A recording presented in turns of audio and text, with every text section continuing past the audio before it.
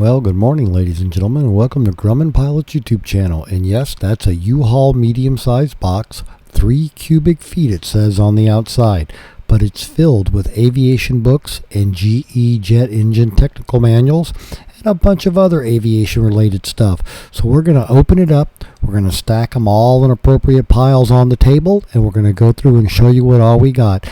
And we'd love your suggestions on what to do with all this. We would like to ask you please subscribe, hit the like button, and hit the notify to stay current with our content. Now, as you can see here, that's quite a collection of books. We have a bunch of photographs, we have technical manuals, we have museum books, we have basic aviation books, and we have some technical books. There's also, somebody thought it was a treasury of atrocious puns. And then there was The Power to Fly. It's an engineer's life. It was written by somebody at GE. It's a signed book. And again, we have a whole bunch of different books in this collection of aviation stuff. And I'd really like your suggestions on what to do with a lot of it. By the way, if you see something in there you like, let me know.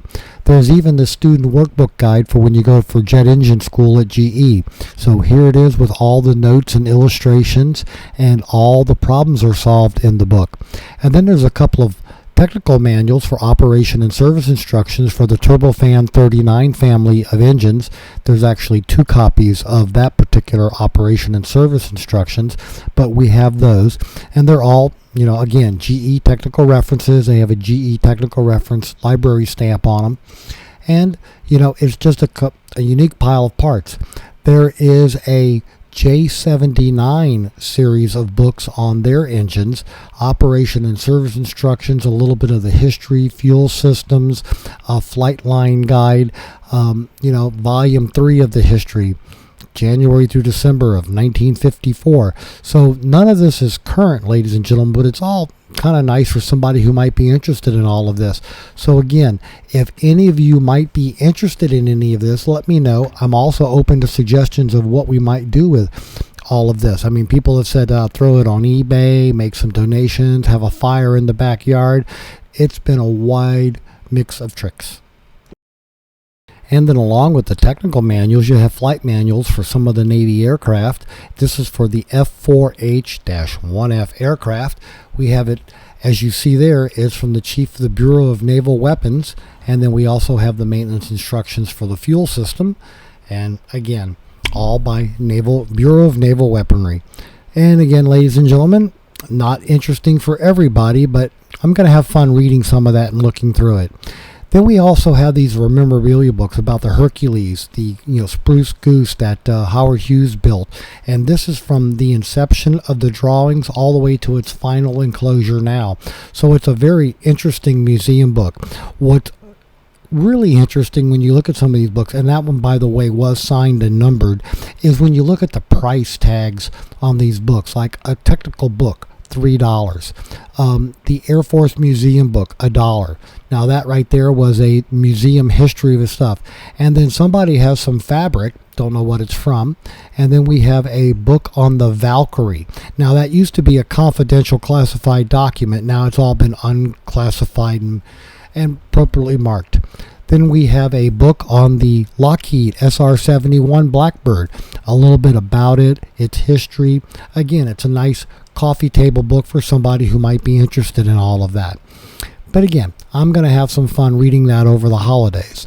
Now, we also have one on the B-36. Now, this is moving back for Strategic Air Command days, but here it is, a $4.95 book on the Squadron and Signal publications of aircraft number 42.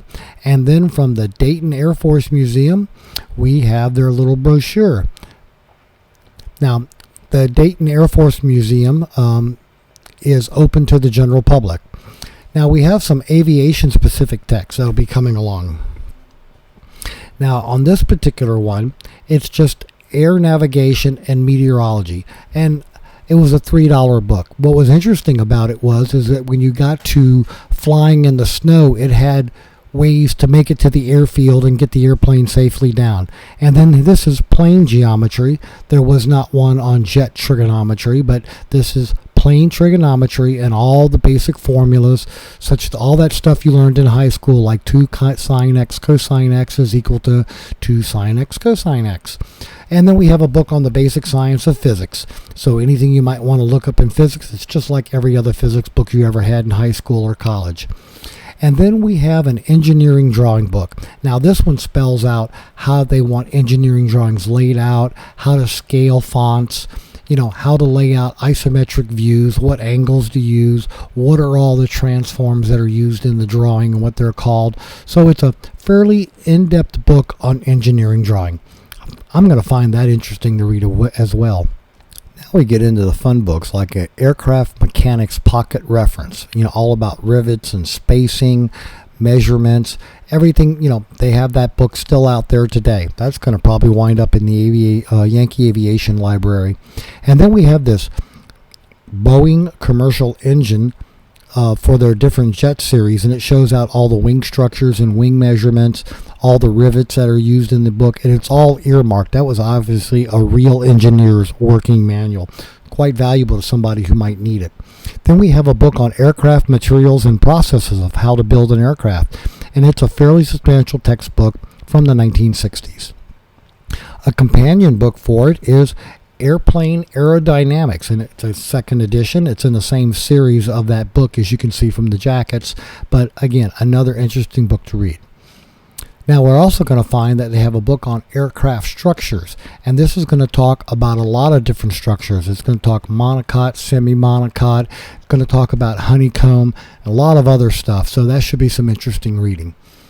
Barry, you'd like to read some of these, I'm sure. And then we have a book from the 1950s on modern aircraft. And when you see some of the pictures in it, the modern aircraft they're talking about are the aircraft that came out during the war. So 1940s and 1950 aircraft, that book is for modern aircraft.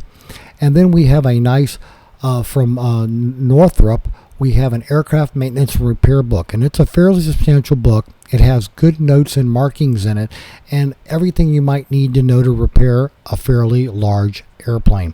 So again, these are some interesting books. Now these all came out of a house where somebody bought, and it was the one box of books left in the basement. GE is in Cincinnati area, so that kind of explains why it's here in the area. We also have a bunch of books from museums. So here you are from the history of flight. And there's your little $4.95 sampler. And then the GE pocket reference for jet propulsion. And then Wings Over Washington, the guide from when everybody was flying with the museum over Wings Over Washington in the Seattle area. Then we have the engine specifications for the E2029 Delta by General Electric. And again, that book is from 1984. There's also a newspaper clipping from the GE internal newspaper when they won the engine contract for the SST. So again, there's a mixed bag of tricks in this box of books and aviation technical stuff. And then here's the one that amused me, the Air Force Museum up at Wright-Patterson in Dayton. And you could buy that for $1. Not today, you can't, right? And then there's a big pile of 8x10 color glossy photographs, and it shows 757s, 767s, a bunch of other Boeing airplanes in flight. As long as all the airplanes that are pictured are all using GE engines, and then there's a huge packet of all the internal parts that go in to make up a turbofan engine. Different stages, the stratter blades, a lot of different stuff in terms of the photographs. A lot of it was the marketing that you would just hang on your wall in your cubicle when you worked for GE. But we also have some other interesting photos in the color photograph section. We have all the ones on the Valkyrie, which again featured a GE engine. So there were a lot of those in flight and on the ground and in various other marketing shots. So a nice stack of photographs. Again, if you see something you like, let me know. Postage is fairly cheap these days. And then there was this binder that was a bunch of in the 3-ring binder, a bunch of photographs of a GE turbofan engine, showing it on the hoist, on the stands, and everything else. So ladies and gentlemen, as you can see, this was a real mixed bag of tricks. We had color photographs from internal GE stuff, we had technical books, basic books, we have books on various engines. It was a real mixed bag of tricks again. Somebody bought a house here and a box of books was left in the basement and they didn't want to throw them away. A text was sent out to Matt and I responded, I'll take them and look through them, and here it is 2 days later and you're getting a video. So again, if you see anything in here, any suggestions on what to do with them, I'd love to hear it. Ladies and gentlemen, thanks for going through this box of technical books and aviation stuff. We hope you found it useful and informative. Thanks for watching and have a good day flying your Grumman.